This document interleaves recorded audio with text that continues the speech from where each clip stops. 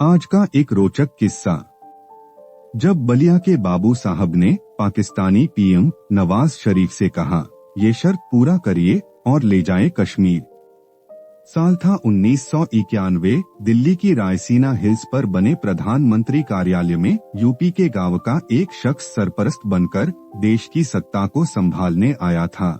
बलिया में जिला मुख्यालय से करीब 65 किलोमीटर दूर इब्राहिमपट्टी गांव बसे पहली बार कोई शख्स देश की सत्ता के सर्वोच्च पद पर बैठने पहुंचा था। इस शख्स का नाम चंद्रशेखर, जो उस वक्त देश में समाजवादी विचारधारा के सबसे बड़े नेताओं में एक कहे जाते थे।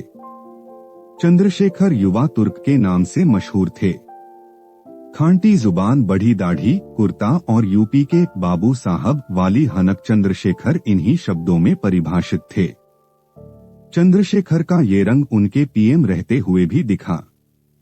वो ज्यादा दिन तक प्रधानमंत्री ना भी रहे, लेकिन उनका व्यक्तित्व ऐसा था कि पाकिस्तानी पीएम नवाज शरीफ भी उनकी तारीफ करते नहीं थकते थे। बात 1991 की है। चंद्रशेखर देश के पीएम थे और नवाज शरीफ पाकिस्तान के वजीरे आजम। दोनों इसी हैसियत से कॉमनवेल्थ देशों के एक शिखर सम्मेलन में हिस्सा लेने पहुंचे थे। वरिष्ठ पत्रकार संतोष भारती ने अपनी किताब वीपी सिंह, चंद्रशेखर, सोनिया गांधी और मैं में इस वाक्य को बड़े विस्तार से लिखा है।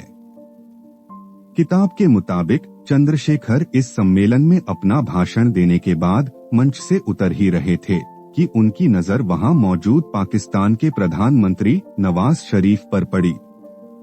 चंद्रशेखर ने नवाज शरीफ से मुलाकात की। कुछ वक्त की औपचारिक गतिविधियों के बाद चंद्रशेखर ने कहा, आप बहुत बदमाशी करते हैं। नवाज शरीफ ने कहा, बदमाशी की वजह को दूर कर दीजिए। चंद्रशेखर ने जवाब में पूछा, बताइए क्या वजह है। नवाज शरीफ ने जवाब में कहा, हमें कश्मीर दे दीजिए, सारी बदमाशी खत्म हो जाएगी। चंद्रशेखर अपनी हाजिर जवाबी को मशहूर थे।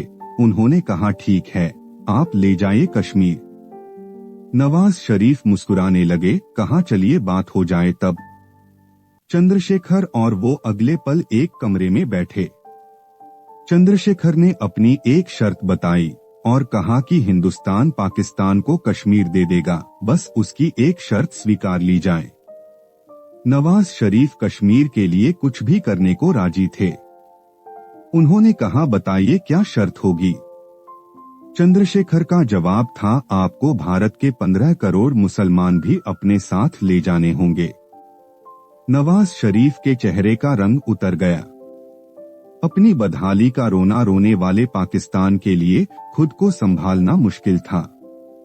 नवाज जान गए कि चंद्रशेखर की युवा तुर्क वाली छवि का असर क्या है। उन्होंने कहा, आप अपनी बात रोक दीजिए, अब मैं अपनी रोक देता हूं।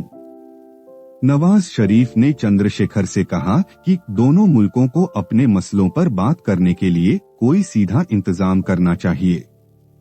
नवाज शरीफ ने कहा कि दोनों देश अगर अपने पीएमओ में हॉटलाइन लगा लें तो किसी भी तरह की परेशानी की स्थिति में आसानी से एक दूसरे से बात कर सकेंगे। ये बात चंद्रशेखर को भी ठीक लगी और कुछ वक्त बाद पाकिस्तान से सीधी बात करने के लिए हॉटलाइन भी लगा दिया गया। चंद्रशेखर भारतीय राजनीति में अपने सादेपन के लिए मशहूर थे। राज्यसभा के पूर्व उपसभापति और एक जमाने में चंद्रशेखर के मीडिया एडवाइजर रहे। हरिवंश कहते हैं कि अगर चंद्रशेखर को थोड़ा और वक्त मिला होता तो वह देश की कई समस्याओं को सुलझा लेते। वो कश्मीर और राम मंदिर का हल चाहते थे। अगर वक्त रहता तो शायद अयोध्या का विषय और पहले ही सुलझ जाता। तो ये था एक रोचक किस्सा हमारे बलिया के बाबू साहब का।